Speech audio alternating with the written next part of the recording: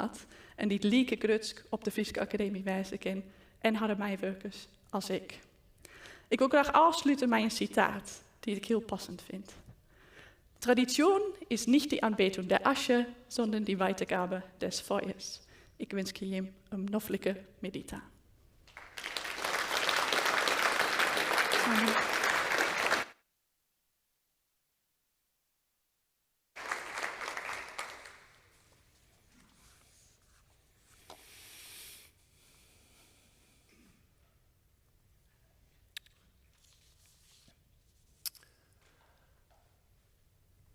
I am just waiting for my first slide to appear on there we are. It is an honor and a privilege to be speaking at your Akademydei today, and I am extremely grateful to the Academy and especially to the director, Nelleke IJsnacher van der Pluim, for inviting me to give this lecture. And I apologize at the start that it is in English and not in Frisian or even in Dutch. But I hope that the illustrations on the screen, which are translated into Dutch, and also the summary that is on your seat, which tells you pretty much everything I'm going to say, will help you to follow very easily. My first degree was in modern and medieval languages, but I'm afraid that did not include Nederlands or Frisk. So the area I will be discussing is Greater Frisia. That is what the Carolingians saw as Frisia, which included, of course, Friesland, but was much larger than that. At times, I will focus on Friesland in particular, because I know that will be of great interest. The period that I will be looking at is that of Carolingian rule, from the accession of Pepin de Korte, Pippin III, in 751, to the year 900. And it was the era of the silver denier, or penny, which was the only coin type in circulation, apart from the much less common halfpenning, halfpenny, or obol.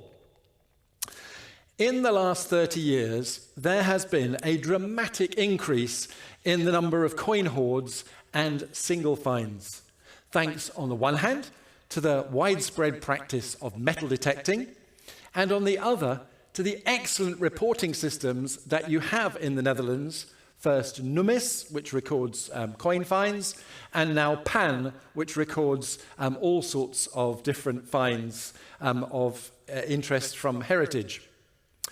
It's also due to the willingness of the detecting community to share their finds with other people.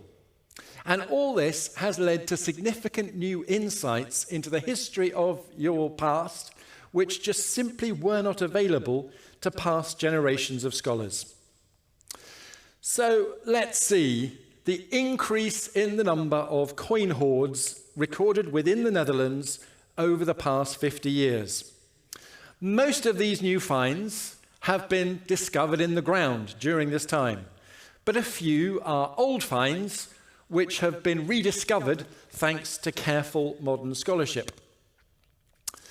It is really important to appreciate that more hoards in a certain period does not necessarily mean greater prosperity. It's true, more coins in circulation may lead to more hoards being buried. But if you think about it, the hoards that we know of today are only those hoards which were concealed but then not recovered. All the rest would have been dug up again by their owner. So an increased number of hoards is more likely to reflect uncertainty, fear, unrest, and violence, rather than simply prosperity. We'll come back to that, because as we shall see, Friesland is very much a case in point. While that's true for coin hoards, large groups of coins buried together, it's not true for single finds, lossevondsten, which are generally the casual losses of the whole population, just a coin that drops out of your purse.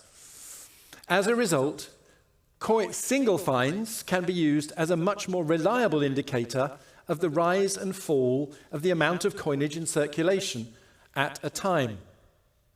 So if the number of hoards has more than doubled, as you can see, that of single finds has more than tripled.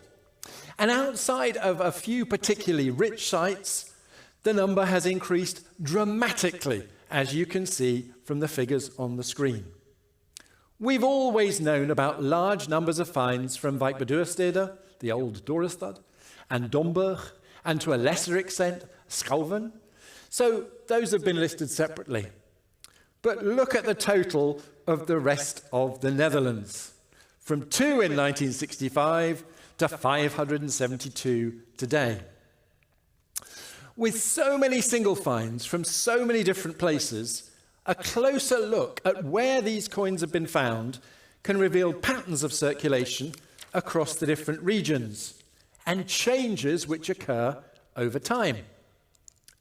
So if we plot them by province, and you will understand, with so many finds, I can't put one little dot for each little coin, because in some places there are hundreds. We can see that certain places, regions, stand out. So I've already mentioned there are lots at Wijk bij Duurstede, at Domburg, and at Schouwen. So they stand out. But we also notice that Friesland stands out, and also Gelderland. And in those cases, there is no one site with more than a handful of finds. Now, we cannot just take these figures without question, because there may be, if you think about it, modern factors which affect these numbers. For example, how many detectorists are active in that particular region? Are there local clubs which are going detecting together? Are there particular sites which are attracting attention? The most obvious example is Wijk bij Duurstede. Every metal detectorist knows that there are coins to be found at Wijk bij Duurstede, so they go there often, and new finds keep coming up as a result. Have excavations taken place locally? Again, that is the case at Wijk bij Duurstede, many times over many years. It's also true at Leiderdorp in Zuid-Holland. It's also true here in Friesland at Van Eldum. Is the land in a particular area less accessible to detectorists? They can't actually get to detect because of how the land is being used today. Is the soil more destructive of coins? For all these reasons, it is important to recognize that an absence of evidence is not necessarily evidence of absence. So how can we tell whether it's modern factors that's affecting the number of coins that are being found? Well, one way of checking for local factors is to look at finds from other periods to see whether they're consistently lacking in finds. So let's look at the Roman period for comparison. Immediately we can see that Friesland, Gelderland and Utrecht again have lots of finds. But now, this time, so do Zuid-Holland, Limburg and Noord-Brabant. Let's look at a slightly later period than the Carolingians. If we look at 1200 to 1500, we see that again some of the same places turn up, but now Noord-Holland also has a large number of finds. So looking at the big picture of the whole of the Netherlands, there's only one area which is consistently poor in finds, and that's the northeast, Groningen, Drenthe and Overijssel. Remember that, because it will come back later in another context. Now, I can't tell you the reason. There may be several reasons. It may be that there are fewer people who like going detecting in those regions, or that they think, well, there haven't been many finds, so I'm not going to bother to go looking. I'm going to take the train or take the car and go looking somewhere where I'm more likely to find things. It might be that in Drenthe and Overijssel, there is sandy soil which is less good for the preservation of coins. The map brings out the differences. It may be that fewer people lived in those areas in Carolingian times, and that's why we find less coins. It may be that because those areas, particularly Drenthe again and Overijssel, are further inland, they are less connected to the coastal trading routes and to the rivers through which many coins passed. It may be a number of those factors all combined, but we need to bear these modern factors in mind as well as the ancient factors when we're doing our analysis.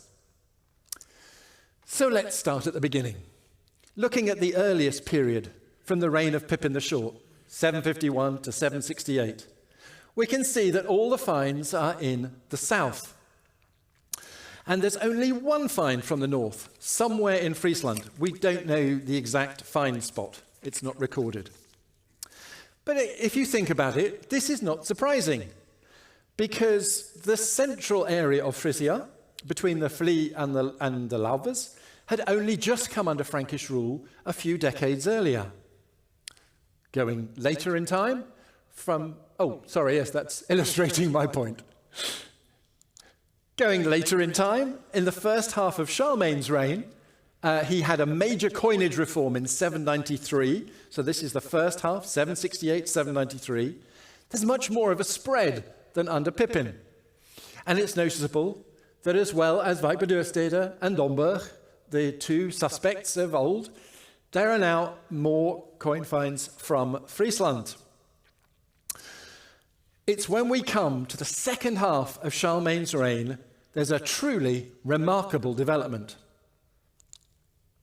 Suddenly, something astonishing happens at Wijk bij Duurstede, at Dorestad.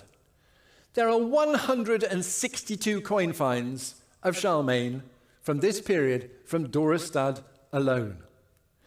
And you look at the rest of the figures, nothing has changed very much. At Dorestad, a massive change. So let's look more closely at that one site.